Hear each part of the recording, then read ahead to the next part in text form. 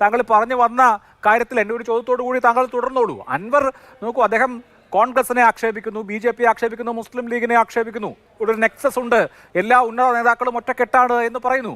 നോക്കൂ, അദ്ദേഹം പല കൊള്ളരുതായ്മകളും വിളിച്ചു പറയുന്നത് സമൂഹത്തോടാണ്. പാർട്ടി എന്ന് പറഞ്ഞാൽ പാർട്ടിയിലെ അംഗങ്ങൾ മാത്രമല്ലല്ലോ, പാർട്ടിയെ പാർട്ടിയാക്കുന്നത് സമൂഹമാണ്. ആ സമൂഹത്തോട് ചില കാര്യങ്ങൾ PV അൻവർ എന്ന നിലമ്പൂരിൻ്റെ MLA കമ്മ്യൂണിക്കേറ്റ് ചെയ്യുന്നുണ്ട്. ആ ജനസമൂഹത്തോട് ഇതൊക്കെ ബോധിപ്പിക്കാൻ, ഞങ്ങൾ ഇങ്ങനെയൊന്നുമല്ല എന്ന് ബോധിപ്പിക്കാൻ നിങ്ങൾക്ക് കഴിയുമോ ഇല്ലയോ എന്നുള്ളതാണ് ഇവിടുത്തെ പ്രാഥമികമായ പ്രശ്നം. അഭിലാഷ്, ഞാൻ ആ കാര്യം സൂചിപ്പിച്ച് തന്നെയാണ് വരുന്നത്. നേരത്തെ പറഞ്ഞ ഒന്ന് ക്ലാരിറ്റി വരുത്തിക്കൊണ്ട് താങ്കൾ പറഞ്ഞ കാര്യത്തിലേക്ക് തന്നെ കടക്കാം. ഒന്ന്, ഇവിടെ അൻവറിൻ്റെ പത്രസമ്മേളനത്തിൽ അൻവർ പ്രതിഷേധിച്ച പ്രധാനപ്പെട്ട കാരണം എന്താണ്? കസ്റ്റംസിനെ അല്ല അൻവറിന് പ്രശ്നം.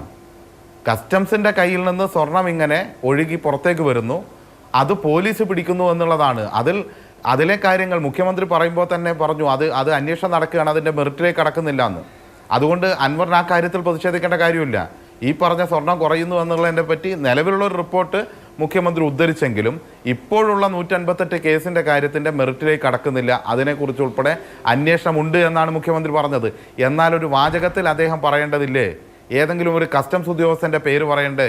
ഇങ്ങനെ കരിപ്പൂർ എയർപോർട്ടിൽ നിന്ന് ഇങ്ങനെ മലിനജലം ഒഴുകുന്ന പോലെ ഇങ്ങനെ സ്വർണ്ണം ഒഴുകിക്കൊണ്ടിരിക്കുകയാണ്, ഇതൊന്നും നോക്കാൻ ആളില്ലേ എന്ന ചോദ്യം ചോദിക്കണ്ടേ? ആ ചോദ്യം ചോദിക്കാത്തിടത്ത് ചില പ്രശ്നങ്ങളുണ്ട്. ആ പ്രശ്നങ്ങളാണ് നമ്മൾ കാണേണ്ടത്.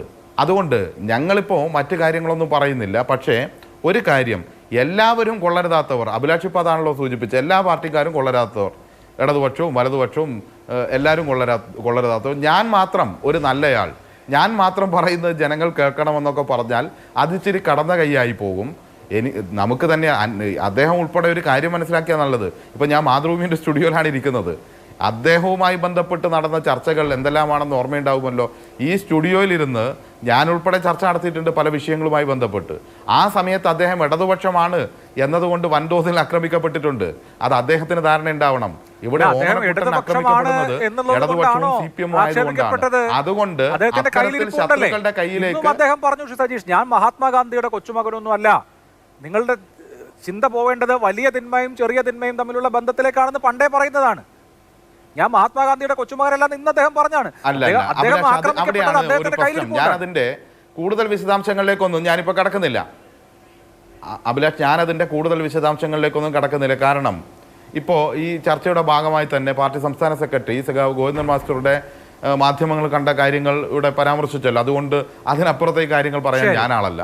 അപ്പോൾ സ്വാഭാവികമായും പാർട്ടി നിലപാടുകൾക്കും നയങ്ങൾക്കും എതിരായിട്ടാണ് അദ്ദേഹം പറഞ്ഞുകൊണ്ടിരിക്കുന്നത്. പാർട്ടി ശത്രുക്കൾക്ക് ആയുധമായി മാറിക്കൊണ്ടിരിക്കുകയാണ്. വിശദമായ കാര്യങ്ങൾ നാളെ പറയും എന്ന് പറഞ്ഞു. പക്ഷെ ഒരു കാര്യം ഞാൻ സൂചിപ്പിക്കാം. ഒന്ന്, താങ്കളിപ്പോൾ പറഞ്ഞല്ലോ ഞാൻ മഹാത്മാഗാന്ധിയുടെ മകനല്ല, കൊച്ചുമകനല്ല എന്ന് പറയുന്ന ഒരു വാചകം. അങ്ങനെ പറഞ്ഞുകൊണ്ട് എല്ലാത്തിനെയും ന്യായീകരിക്കാൻ വേണ്ടി പറ്റില്ല. മഹാത്മാഗാന്ധിയുടെ കൊച്ചുമകന്മാരൊന്നും അല്ല നമ്മളെല്ലാവരും. പക്ഷേ രാഷ്ട്രീയത്തിൽ കാണിക്കേണ്ട സാമാന്യ മര്യാദ കാണിച്ചു തന്നെയാണ് എല്ലാവരും പോകുന്നത്. എല്ലാവരും മഹാത്മാഗാന്ധിയുടെ കൊച്ചുമകന്മാരും മാത്രമായിട്ടാണ് സത്യസന്ധത പുലർത്തുന്നതെന്നുള്ള അഭിപ്രായം അദ്ദേഹത്തിനുണ്ടെങ്കിൽ അത് ശരിയല്ല. നമ്മൾ കൊച്ചുമകനാകേണ്ട കാര്യമൊന്നുമില്ല. അല്ലാതെ തന്നെ മാന്യമായ രാഷ്ട്രീയ പ്രവർത്തനം നടത്തിയിട്ട് തന്നെയാണ് എല്ലാവരും മുന്നോട്ട് പോയിക്കൊണ്ടിരിക്കുന്നത്. അവിടെ ഞാൻ മാത്രം മെച്ചം, ബാക്കി എല്ലാവരും മോശം എന്ന് പറയുന്ന നിലപാട് പ്രശ്നമാണ്. പിന്നെ ഒരു കാര്യം, ഇതിന്റെ അടിസ്ഥാനപരമായ ഒരു പ്രശ്നം കൂടി മനസ്സിലാക്കേണ്ടത്, ഇപ്പോ അദ്ദേഹം ഉൾപ്പെടെ കാണേണ്ടത്, സോഷ്യൽ മീഡിയയിൽ ഇപ്പോൾ അദ്ദേഹത്തിന് വേണ്ടിയിട്ട് കുറേ കോൺഗ്രസും ലീഗും BJPയും ഒക്കെ ആയിട്ടുള്ള പല ഹാൻഡിലുകളും വന്നിട്ട് ഇപ്പോൾ പിന്തുണയൊക്കെ കൊടുക്കുന്നുണ്ടാവും. പക്ഷേ ഈ പാർട്ടിയുടെ മാറിടത്തോട് ചേർന്ന് നിൽക്കുമ്പോൾ കിട്ടിയ പിന്തുണ പാർട്ടിയിൽ നിന്ന് കിട്ടും എന്നൊരിക്കലും പ്രതീക്ഷിക്കരുത്. പാർട്ടിയാണ് വലുത്. പാർട്ടി സഖാക്കളെ സംബന്ധിച്ചിടത്തോളം ഈ പാർട്ടി വളർന്നു വന്ന വഴിയുണ്ട്. ആ വഴിയുടെ ഭാഗമായിട്ട് തന്നെയാണ് നിൽക്കുക. ഒരുപാട് ആളുകളുടെ പോരാട്ടത്തിന്റെയും ചോരയുടെയും രക്തസാക്ഷിത്വത്തിന്റെയും ഭാഗമായിട്ടാണ് ഈ ചെങ്കൊടി ഉയർന്നു നിൽക്കുന്നത്. അത് താഴ്ത്തിക്കെട്ടാന്നൊന്നും ആരും സ്വപ്നം കാണണ്ട. അങ്ങനെ സ്വപ്നം കണ്ട ആളുകൾക്കൊന്നും സ്വപ്നത്തിൽ ഉറക്കത്തിൽ ഞെട്ടിപ്പോയി എന്നല്ലാതെ അപ്പോൾ നോക്കുമ്പോൾ നിലത്ത് എല്ലാ കാലത്തും കണ്ടാണ്. അങ്ങനെ സ്വപ്നം കണ്ടുപോയവരൊക്കെ ഉണ്ട്. സ്വപ്നം കണ്ടവരൊക്കെ ഞെട്ടി ഉണർന്നപ്പോൾ ഒന്നുമില്ലാതെ ഭൂമിയിൽ കിടക്കുകയായിരുന്നു എന്ന് കാലം തെളിയിച്ചിട്ടുണ്ട്. ജനങ്ങൾ എന്ന് താങ്കൾ നേരത്തെ ഉന്നയിച്ചു, അതുകൊണ്ട് അതുകൂടി സൂചിപ്പിക്കുകയാണ്. ജനങ്ങളെ സംബന്ധിച്ചിടത്തോളം ജനങ്ങൾ കാര്യങ്ങൾ വിലയിരുത്തുന്നുണ്ട്. ജനങ്ങൾ ഇന്നത്തെ ഈ ആരോപണങ്ങൾ കേട്ടിട്ടല്ല, കേരളമായി മാറിയതിൻ്റെ ഒരു ചരിത്രം ജനങ്ങൾക്കറിയാം. അതിൻ്റെ ഭാഗമായിട്ടാണ് കേരളത്തിലെ ജനങ്ങൾ CPIM-നും കമ്മ്യൂണിസ്റ്റ് പ്രസ്ഥാനത്തിനും ഇടതുപക്ഷത്തിനും പിന്തുണ നൽകുന്നത്. ആ പിന്തുണ അവർ നൽകുകയും ചെയ്യും. ഇത്തരത്തിൽ ആരെങ്കിലും എന്തെങ്കിലും വിളിച്ചു പറയുന്നതുകൊണ്ട് മാത്രമല്ല. പിന്നെ ഒരു കാര്യം കൂടി പറഞ്ഞേക്കാം, ഇത്തരം ആക്ഷേപങ്ങൾ ഉന്നയിച്ചപ്പോൾ എല്ലാ ആക്ഷേപങ്ങൾക്കെതിരായും കൃത്യമായ അന്വേഷണം കേരളത്തിൽ പ്രഖ്യാപിച്ചിട്ടുണ്ട്. ആ കൃത്യമായ അന്വേഷണവും അതുമായി ബന്ധപ്പെട്ട മറ്റു കാര്യങ്ങളും ഒക്കെ ചർച്ച ചെയ്യാം. ഒരു കാര്യം കൂടി മനസ്സിലാക്കുന്ന നല്ലതാണ്. RV ബാബുവിനെയൊക്കെ കോട്ട് ചെയ്യുന്നത് കേട്ടു. പ്രിയപ്പെട്ട കോൺഗ്രസ് പ്രതിനിധി ഇതേ RV ബാബു ആണ് പറഞ്ഞിട്ടുള്ളത് VD സതീശൻ കോൺഗ്രസ് RSS ആയിട്ട് ചർച്ച നടത്തിയിട്ടുണ്ട്. നിങ്ങളുടെ ഈ വിളക്ക് കത്തിക്കുന്ന ഫോട്ടോ ഒക്കെ ഉണ്ടല്ലോ, അതൊക്കെ പുറത്തുവിട്ട RV ബാബു തന്നെയാണ്. അതൊക്കെ മനസ്സിൽ വെച്ച് പറഞ്ഞാൽ മതി.